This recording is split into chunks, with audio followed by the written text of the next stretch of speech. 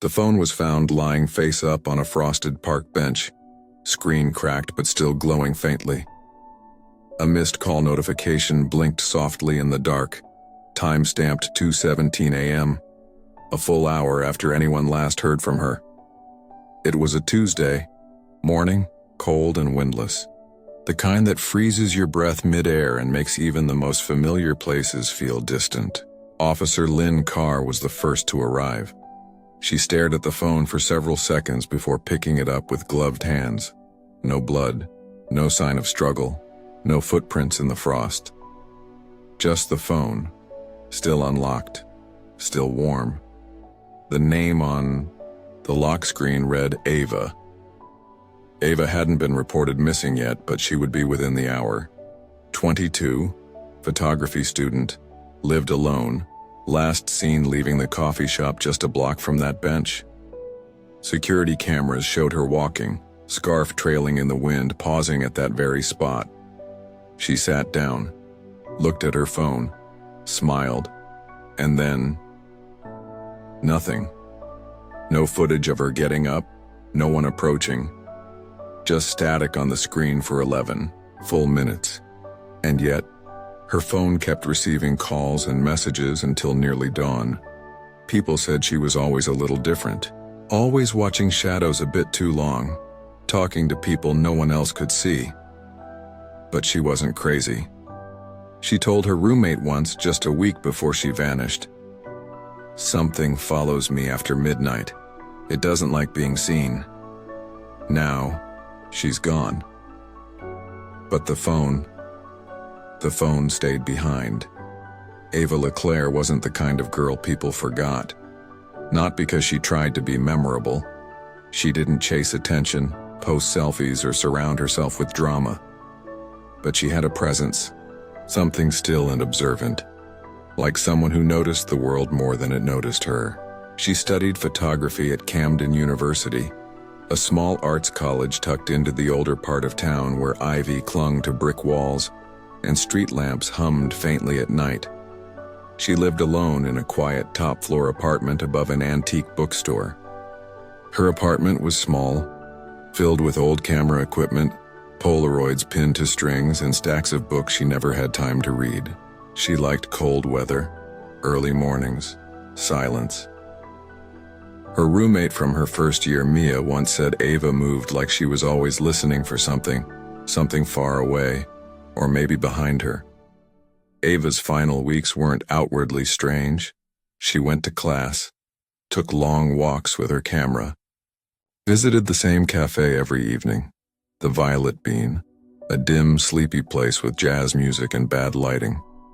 The staff knew her by name. She always sat by the window, ordered a black coffee, and edited photos for hours. Sometimes, she'd stare, too long at the reflection in the glass. The barista Jamie remembered a moment that stood out.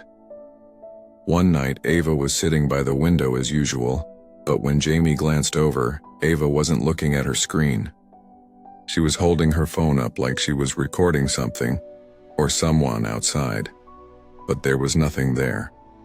Just the foggy street, the empty bench, and an old lamp flickering across the road.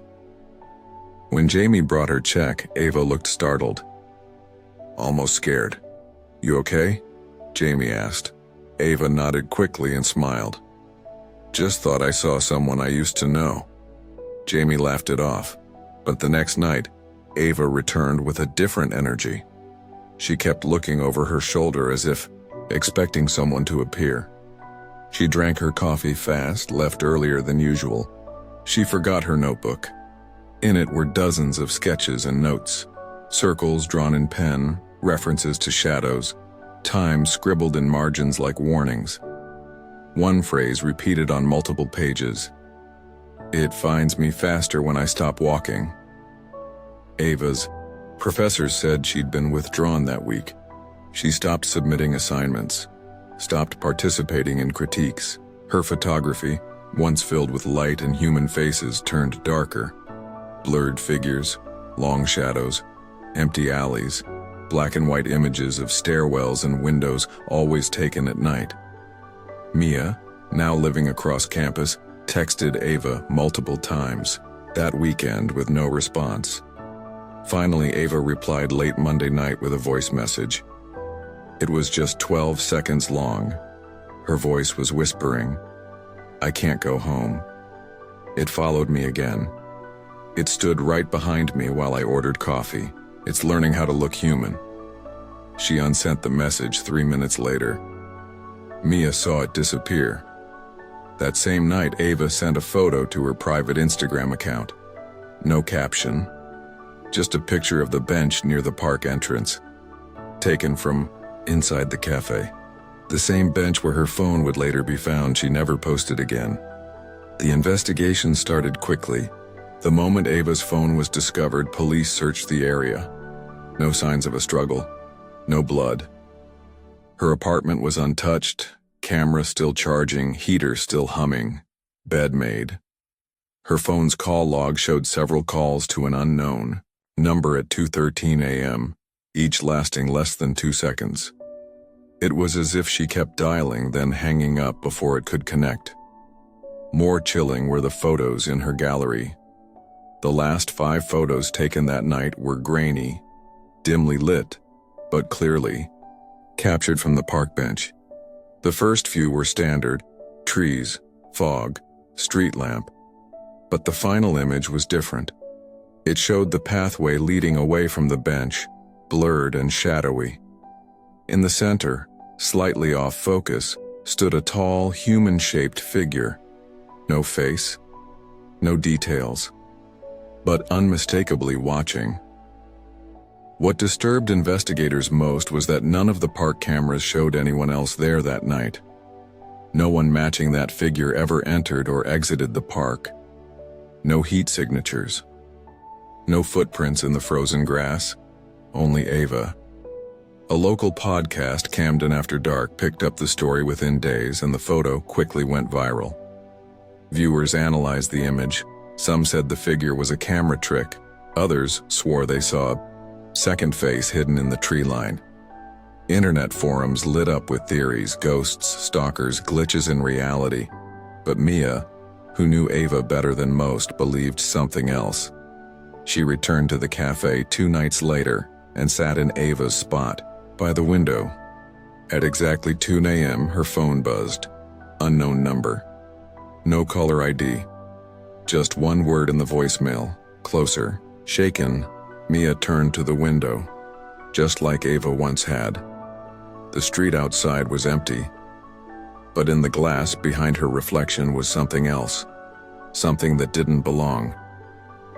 After Mia saw the reflection that night in the cafe window, she didn't sleep. She tried to convince herself it was a trick of the light, a layering of reflections from a car passing behind her. But deep down she knew it had the same stillness Ava described, the same wrongness. The voicemail disappeared from her phone the next morning. No log, no audio file. It was just gone. But she remembered the voice. Not Ava's, not fully human. Like it was trying to mimic a voice it had only recently heard. And that word, closer. Mia didn't know what that meant at first. But the next night, she started dreaming of Ava. In the dreams, Ava stood in the center of a long, colorless hallway, her back to Mia, dressed exactly as she had been the night she vanished. The hallway stretched endlessly in both directions, its lights flickering. When Mia called out, Ava didn't turn around. The dream ended the same way every night. The lights would all go out, and in the sudden darkness, Ava would finally turn her head, but she had no face. On the 3rd night, Mia woke up to find her bedroom cold. Her window was slightly open, though she never left it open in the winter. On her nightstand sat a Polaroid photograph, not hers. It showed a darkened version of her room. The photo was taken from the foot of her bed. She had been asleep in it. She checked the locks, all closed, alarm on. No one had broken in. She bought a camera the next day. Mia began retracing Ava's steps. She returned to the park where the phone was found. A few locals still left flowers and candles on the bench. She sat there at dusk, hoping for something, anything. She tried talking to Ava, hoping her voice would reach wherever she was. "If you're out there, just give me a sign," she whispered. Nothing, only the wind. But her phone buzzed a moment later, another unknown number. She answered immediately, but all she heard was breathing. Slow, deep, not hers. Then the sound cut off. Her call log showed no record of it. She checked her phone gallery. A new photo had appeared. It was the bench, empty. Except she wasn't in it. Meanwhile, the police quietly suspended the case. No evidence, no body, no real suspect. Just another disappearance, they said. But Jamie, the barista from the Violet Bean, reached out to Mia soon after. He had started noticing glitches in the cafe's security footage. The camera facing the window where Ava always sat would occasionally freeze for exactly 11 minutes, just like it had the night she vanished. The timestamps were always the same, 2:06 a.m. to 2:17 a.m. He showed Mia one of the glitched segments. It began with Jamie serving coffee to a woman. The woman looked like Ava, but her face was slightly wrong. Blurry, like the camera couldn't focus. When Jamie walked away, she never blinked. She stared at the window. Then just before the footage froze, the woman turned her head toward the camera. Her mouth moved. Jamie paused it. "I think she said something." Mia read her lips. "It's still behind me." By the end of that week, Mia started hearing noises in her apartment. A soft knock at her door at 3:00 a.m. The whine of static from her speakers. One night, she found all the mirrors in her apartment fogged, though nothing was on. She kept the camera on. It was motion triggered. Every night around the same time, it would start recording. Each video was the same. Empty hallway. Then, a flicker. A figure in the dark. Tall, watching. It never moved. It never approached, but every night it got slightly closer. She contacted Professor Linden, a folklore and digital culture expert at the university. She didn't know where else to go. He listened quietly as Mia explained what had happened. Then he asked a strange question. "Have you ever heard of the Echo Man?" She shook her head.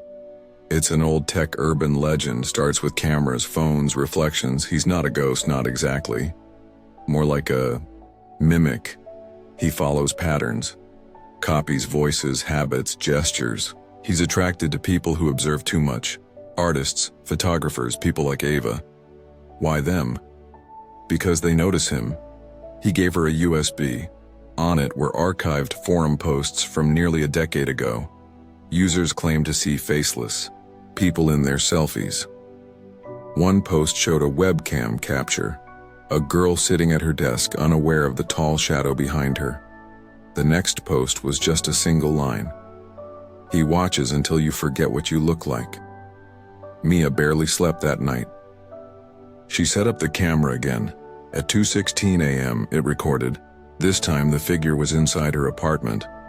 The next day she went to the cafe, then to the park. She sat on the bench and opened Ava's old notebook. Flipping through it, she noticed something new. A map drawn in faint pencil showing a path that circled the park, ending at a door sketched in red. That door existed. Mia had seen it before.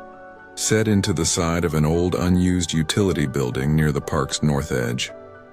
Covered in graffiti, always locked. Except now, it was slightly open. Inside, the air was heavy. Dust clung to her throat. The place was larger than expected. A hollow structure with staircases descending underground.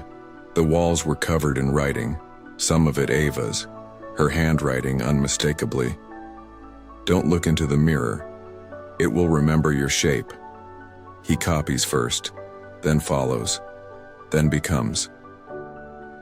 On the final wall, one phrase repeated over and over, scratched into concrete. "It took my face." In the center of the room was an old, cracked mirror, and in the reflection, Ava stood behind Mia. Only Mia wasn't facing her, and neither one moved. Mia didn't turn around. Her eyes stayed locked on the mirror, on Ava's reflection, but it wasn't Ava. Not really. The figure's head tilted at an unnatural angle. Its arms were too long. Its mouth, when it finally smiled, stretched beyond what was possible. Behind the glass, its eyes opened. Completely black, void-like. And still, it smiled. Mia slowly stepped backward. The reflection did not mirror her. It stayed perfectly still. She turned to run, but the door she came through was gone. Just blank concrete. The air thickened. Sound faded. It felt like being underwater. From the corner of her eye, she saw movement. The figure in the mirror now stood just inches from the glass. It raised its hand. So did Mia. Only she hadn't moved. The mirror hand wasn't hers. It was smoother, slightly transparent, mimicking, learning. Then the glass cracked.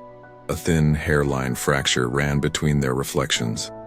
A slow, groaning sound echoed around the chamber. From behind the walls, faint whispers rose. Mia backed, away clutching Ava's notebook. She opened it to the last page.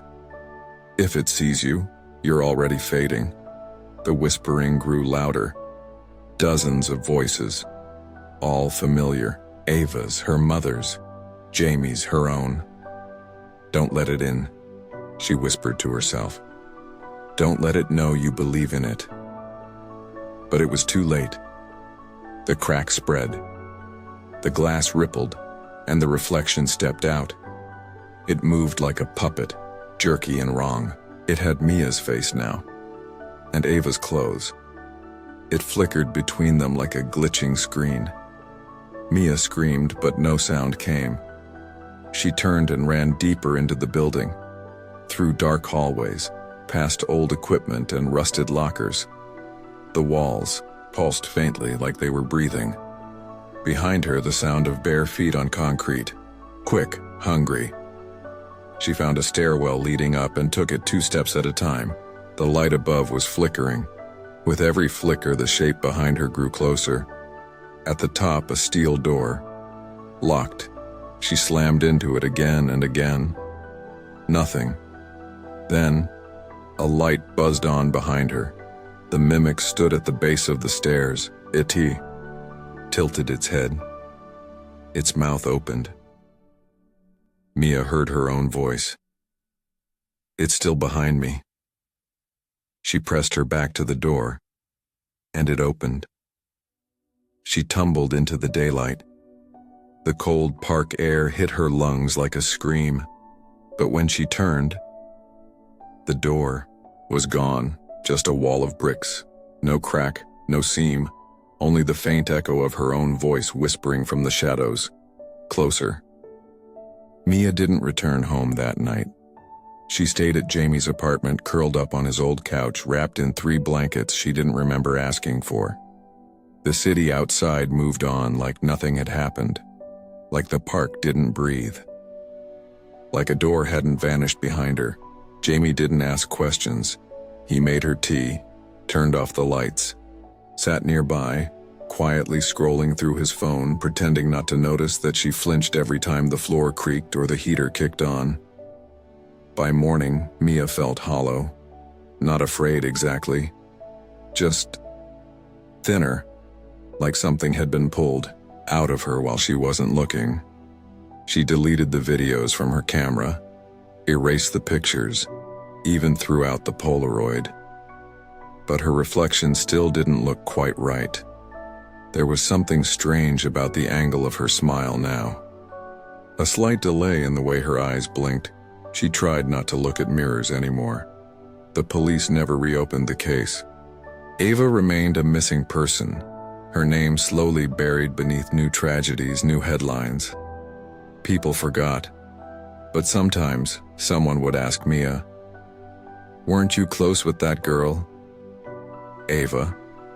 And Mia would nod, not quite trusting her own voice to answer. On quiet nights, she still hears footsteps in her hallway, always at 2:17 a.m. And once, while riding the bus past the old cafe, she saw a girl through the window, seated in Ava's usual spot, her back to the street, staring out. Mia didn't look long. Weeks passed, seasons shifted, but the notebook, Ava's notebook, remained by Mia's bedside. Sometimes she would wake to find new writing in it, faint pencil marks, rambling warnings, one line repeating over and over in smaller, messier handwriting. "It's learning my voice." Mia never read past that. She started walking more, avoided technology, got a flip phone, spent less time indoors, less time with anything that had a screen or a lens or a speaker. It helped. A little. But on some nights, when fog hugged the street corners and traffic grew silent, Mia would feel it again. That sensation. Like being observed, watched, mimicked. Sometimes she'd glance into a window or dark screen and see something just over her shoulder behind her. Too faint to define, a ripple in the reflection. And in that moment, every hair on her body would rise and her throat would tighten. Because she'd remember. She hadn't turned around in time the last time either. They never found Ava. Just her phone, looping the same 11-minute voicemail of silence. And now they wouldn't find Mia either. The bench in the park sits undisturbed, the candle wax melted down to pale stubs. Tourists pass it without notice. Only the regulars glance toward the nearby trees, where reflections sometimes shimmer, even without sunlight. At the Violet Bean, the window camera still glitches every night at 2:06 a.m. A figure appears in the glass, just watching. Sometimes it looks like Ava, other times like someone else entirely. They always look familiar, but if you pause the footage just right, you'll see. They never blink, and if you listen close enough, you'll hear it breathing. Even now, behind you.